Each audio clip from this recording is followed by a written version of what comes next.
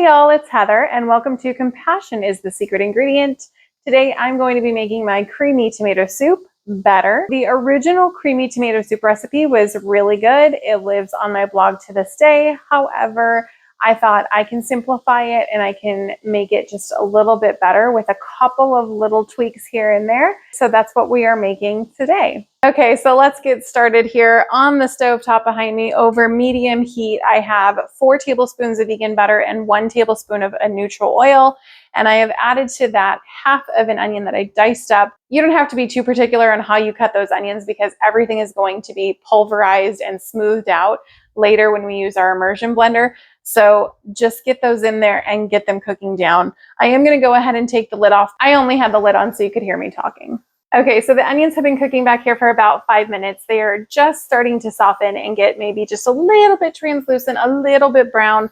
We are going to reduce the heat to low, and then I'm going to go ahead and start to add in the additional ingredients. So we're going to be using 2 28-ounce cans of San Marzano tomatoes. These are the ones with basil leaves in them, and that's fine. That's going to give us a little extra bit of flavor.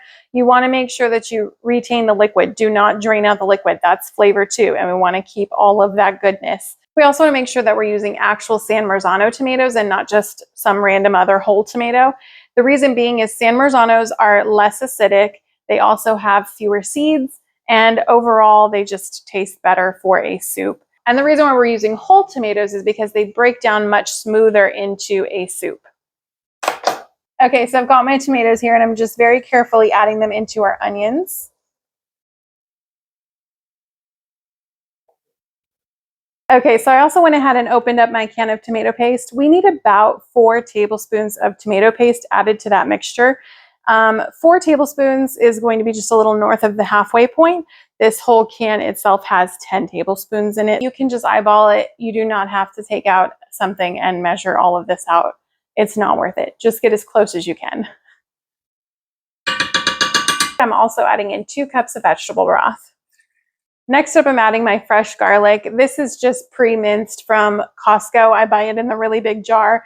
If you do not have it like that and you just want to use cloves, that's fine. Just chop them down. It doesn't have to be minced this finely because again, we're going to go through our soup with an immersion blender. You're going to need about 4 cloves of garlic or 4 cloves equivalent. If you want to measure this one with your heart, go for it. Garlic going in. And last but not least, going into this pot right now, we're going to be adding some salt, sugar, pepper, and garlic powder. Okay, so with everything added into that pot and it's still on very low heat, I'm going to go ahead and take an immersion blender. And if you've never used an immersion blender, I highly recommend the KitchenAid ones. They are great quality. You put this down into your mixture and then you hold the button down or pulse the button down to smooth everything out. Okay, so my immersion blender is plugged in back here and I'm going to very carefully, because this is hot, go through and pulverize everything and smooth everything out.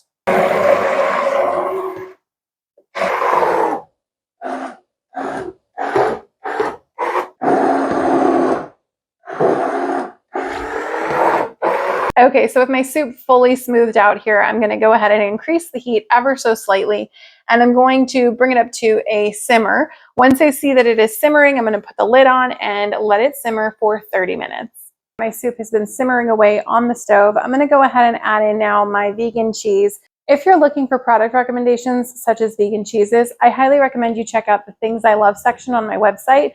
It features a ton of products that I love and that I think you'll love too.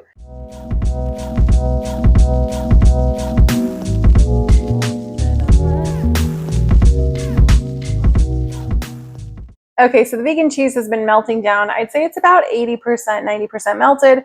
And I want to make sure that, again, I have a nice, creamy, smooth soup. So I'm going to go ahead and use my immersion blender one final time, and then it will be ready to taste. You want to be extra careful this time because this liquid is very hot.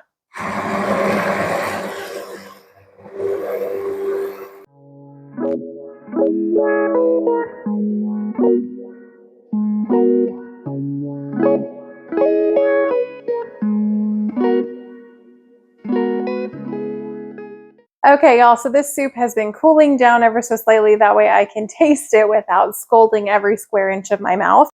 It's time to give it a taste.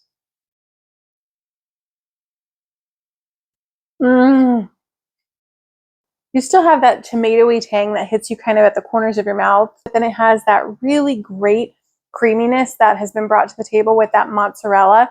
I'm going to go ahead and try it with a little vegan grilled cheese.